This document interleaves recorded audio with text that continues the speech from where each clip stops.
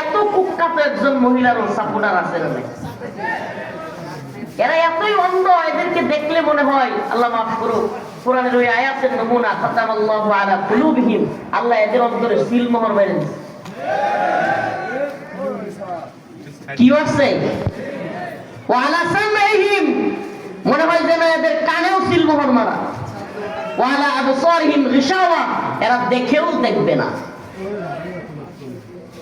একটা রাষ্ট্রে পুলিশ যদি গুলি করে জনগণের উপর, প্রধানমন্ত্রী যদি হুকুম দেয়, তাইলে প্রধানমন্ত্রী পুলিশকে গুলি করার হুকুম দিলে কোন ওসিরে কোন দারোগারে কি হুকুম দিবে?